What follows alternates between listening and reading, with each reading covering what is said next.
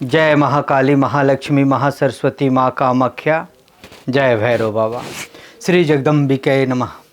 ओम ऐं ह्रीं क्लीं चामुंडाय विच्चे।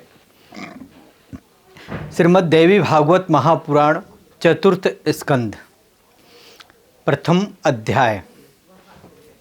वासुदेव देवकी की आदि के कष्टों के कारण के संबंध में जन्मेजय का प्रश्न।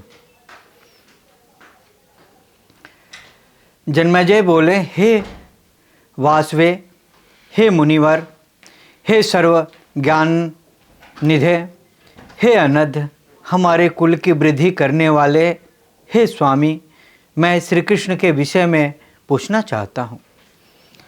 मैंने सुना है कि परम प्रतापी श्रीमान वासुदेव राजा सूरसेन के पुत्र थे, जिनके पुत्र रूप में साक्षात भगवान विष्णु अवतरित हुए थे।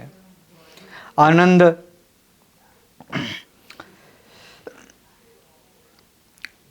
आनक दुंदुभि नाम से विख्यात वे वासुदेव देवताओं के भी पूज्य थे। धर्मपरायण होते हुए भी वे कंस के कारागार में क्यों बंद हुए? उन्होंने अपनी भार्या देवकी सहित ऐसा क्या अपराध किया था जिससे ययाति के कुल में उत्पन्न कंस के द्वारा देवकी के 6 पुत्रों का वध कर दिया गया? साक्षात भगवान विष्णु ने वासुदेव के पुत्र में कारागार में जन्म क्यों ग्रहण किए? देवताओं के अधिपति भगवान श्री कृष्ण गोकुल में किस प्रकार ले जाए गए और वे भगवान होते हुए भी जन्मांतर को क्यों प्राप्त हुए? अमित तेजस्वी श्री कृष्ण के माता पिता वासुदेव और देवकी को बंधन में क्यों आना पड़ा? जगत की सृष्टि करने में समर्थ उन भगवान श्री कृष्ण ने माता देवकी के गर्भ में स्थित रहते हुए ही अपने वृद्ध माता पिता को बंधन से मुक्त क्यों नहीं कर दिए?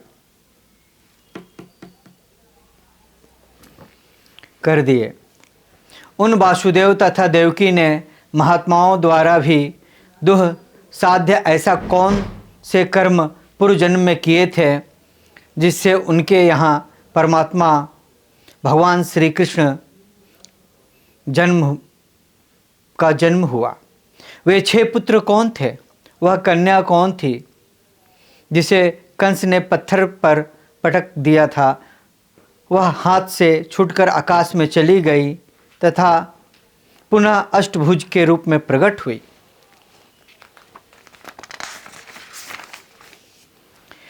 हे अनध, बहुत सी पत्नी वाले श्री कृष्ण के गृहस्थ जीवन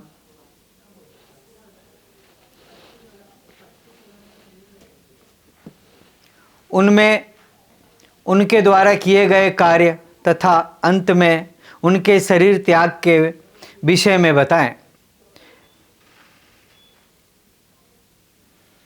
किंवदंती के आधार पर मैंने भगवान श्री कृष्ण का जो चरित्र सुना है उससे मेरा मन परम विस्मय में पड़ गया है।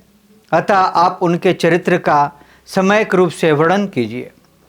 पुरातन धर्मपुत्र महात्मा तथा देवस्वरूप ऋषि श्रेष्ठ नर नारायण ने उत्तम तप किया था।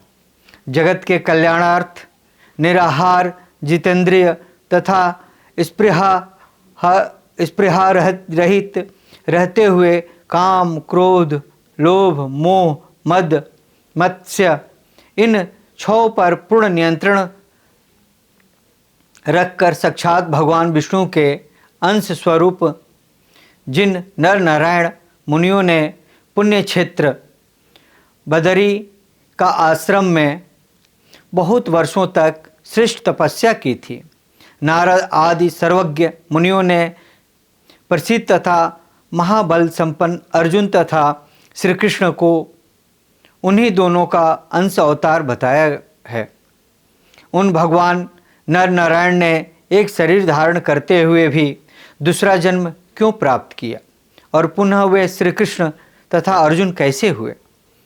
जिन मुनि प्रवर नर नारायण ने मुक्ति हेतु कठोर तपस्या की थी, उन महातपस्वी तथा योग सिद्धि संपन्न दोनों देवों ने मानव शरीर क्यों प्राप्त किया?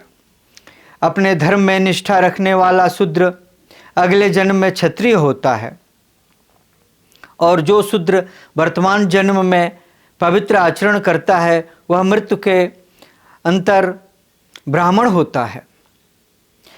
कामनाओं से रहित शांत स्वभाव ब्राह्मण पुनर्जन्म रूपी रोग से मुक्त हो जाता है, किंतु उनके विषय में जो सर्वथा विपरीत स्थिति दिखाई देती है, उन नर नारायण ने तपस्या से अपना शरीर तक सुखा दिया, फिर भी वे ब्राह्मण से क्षत्रिय हो गए।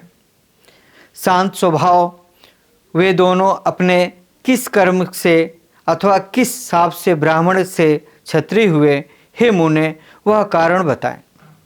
मैंने यह भी सुना है कि यादवों का विनाश ब्राह्मण के शाप से हुआ था और गंधारी के शाप से ही श्री कृष्ण के वंश का विनाश हुआ था। संबरासुर ने कृष्ण पुत्र प्रद्युम्न का अपहरण क्यों किया? देवाधिदेव जनार्दन वासुदेव के रहते सूतिका गृह से पुत्र का हरण हो जाना एक अत्यंत अद्भुत बात है। द्वारका के किले में श्री कृष्ण के दुर्गम राजमहल से पुत्र का हरण हो गया, किंतु भगवान श्री कृष्ण ने उसे अपनी दिव्य दृष्टि से क्यों नहीं देख लिया? हे ब्राह्मण, यह एक महान शंका मेरे समक्ष उपस्थित है। हे प्रभु, आप मुझे संदेह मुक्त कर दीजिए। देव श्री कृष्ण के स्वर्ग गमन के अंतर उनकी पत्नियों को लुटेरों ने लूट लिया। हे मुनिराज, वह कैसे हुआ? हे ब्राह्मण, मन को आंदोलित कर देने वाला यह संदेह मुझे हो रहा है। श्री कृष्ण भगवान विष्णु के अंश से उत्पन्न हुए थे और उन्होंने पृथ्वी का भार उतारा था। हे साधो, ऐसे वे जनार्दन जरासंध के भय से मथुरा का राज छोड़कर अपनी सेना तथा बंधु बांधवों के सहित द्वारकापुरी क्यों चले गए? ऐसा कहा जाता है कि श्री कृष्ण का अवतार पृथ्वी को भार से मुक्त करने, पापाचारियों को विनष्ट करने तथा धर्म की स्थापना करने के लिए हुआ था। फिर भी वासुदेव ने उन्हें लुटेरों को क्यों नहीं मार डाला, जिन लुटेरों ने श्री कृष्ण की पत्नियों को लूटा तथा उनका हरण किया? सर्वज्ञ होते हुए भी श्री कृष्ण उन चोरों को क्यों नहीं जान सके? भीष्म पितामह तथा द्रोणाचार्य का वध पृथ्वी का भार हरण स्वरूप कार्य कैसे माना गया? युधिष्ठिर आदि सदाचारवान महात्मा, धर्मपरायण, पूज्य तथा श्री कृष्ण भक्त उन पांडवों ने यज्ञों के राजा कहे जाने वाले राजसूय यज्ञ का विधि पूर्वक अनुष्ठान करके उस यज्ञ में ब्राह्मणों को श्रद्धापूर्वक अनेक प्रकार की दक्षिणाएं दी। हे मुने, वे पांडु पुत्र देवताओं के अंश से प्रादुर्भूत थे तथा श्री कृष्ण के आश्रित थे, फिर भी उन्हें इतने महान कष्ट क्यों भोगने पड़े? उस समय उनके पुण्य कार्य कहाँ चले गए थे? उन्होंने ऐसा कौन सा महाभयानक पाप किया था जिसके कारण वे सदा कष्ट पाते रहे? पुण्य आत्मा द्रौपदी यज्ञ की वेदी के मध्य से प्रकट हुई थी। वह लक्ष्मी के अंश से उत्पन्न हुई थी, साध्वी थी तथा सदा श्री कृष्ण की भक्ति में लीन रहती थी। उन द्रौपदी ने भी बार बार महाभीषण संकट क्यों प्राप्त किया? दुशासन के द्वारा उनके बाल पकड़कर घसीटा गया तथा अत्यधिक प्रताड़ित किया गया। केवल एक वस्त्र धारण की हुई वह भयाकुल द्रौपदी रजस्वला अवस्था में ही कौरवों की सभा में ले जाई गई। पुनः उसे विराट नगर में मत्स्य नरेश की दासी बनना पड़ा। कीचक के द्वारा अपमानित होने पर वह कुररी पंछी की भांति बहुत रोई थी। पुनः जयद्रथ ने उनका अपहरण कर लिया। जिस प्रकार वह करुण क्रंद करती हुई अत्यधिक दुखित हुई थी, बाद में बलवान महात्मा पांडव ने उसे मुक्त कराया था। क्या यह सबके पूर्व जन्म में किए गए पाप कृत्य का फल था जो वे इतने पीड़ित हुए? हे महामते, उन्हें नाना विध कष्ट प्राप्त हुए। मुझे इसका कारण बताएं। यज्ञों में श्रेष्ठ राजशिव यज्ञ करने पर भी मेरे उन पूर्वजों ने महान संकट प्राप्त किया। लगता है पूर्व जन्म में कृत कर्मों का ही यह फल है। देवताओं के अंश होने पर भी उन्हें कष्ट प्राप्त हुआ। मुझे यह महान संदेह है। महान सदाचारण परायण पांडवों ने जगत को नाशवान जानने के बावजूद भी धन के लोभ में छद्म का आश्रय लेकर भीष्म पितामह तथा द्रोणाचार्य आदि का संहार किया। महात्मा वासुदेव ने उन्हें इस प्रकार इस घोर पाप कृत्य के लिए प्रेरित किया। उन्हीं परमात्मा श्री कृष्ण के द्वारा प्रेरित किए जाने पर उन पांडवों ने अपने कुल का विनाश कर डाला। सज्जन पुरुषों के लिए भिक्षा मांगकर अथवा निवार आदि खाकर जीवन बिता लेना श्रेष्ठकार होता है। लोभ के वशीभूत होकर वीर पुरुषों का वध न करके शिल्प कार्य आदि के माध्यम से जीवन यापन करना उत्तम होता है। हे मुनि सम्मत, आपने वंश के समाप्त हो जाने पर शत्रुओं का विनाश करने में समर्थ गोलक पुत्रों का नियोग द्वारा उत्पन्न करके शीघ्र ही वंश की रक्षा की थी। कुछ ही समय के पश्चात विराट पुत्री उत्तरा के पुत्र महाराजा परीक्षित ने एक तपस्वी के गले में मृत सर्प डाल दिया। यह अद्भुत घटना कैसे घटित हो गई?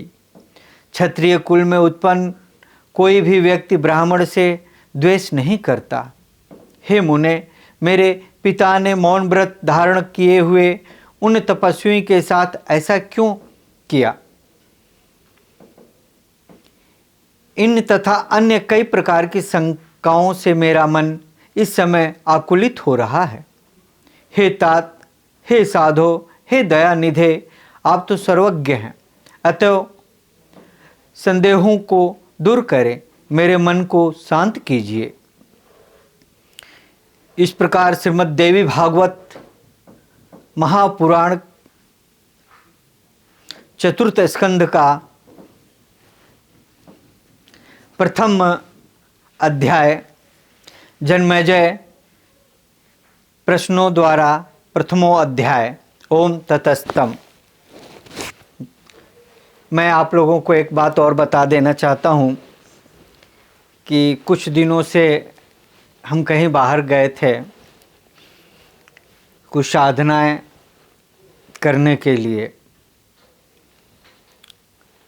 तो श्रीमद् देवी भागवत महापुराण और बहुत सारी साधनाएं, जैसे ये आप देखिए यक्षिणी साधना, यक्षिणी रहस्य के, फिर कुछ शावर मंत्र हनुमान जी का, इसके ऊपर कुछ साधनाएं मेरी चल रही थी।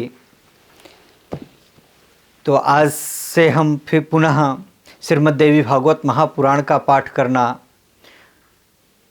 शुरू किए हैं। माँ भगवती पराम्बा आदिशक्ति माता आप सभी लोगों को आशीर्वाद दें। जय माँ कामाख्या।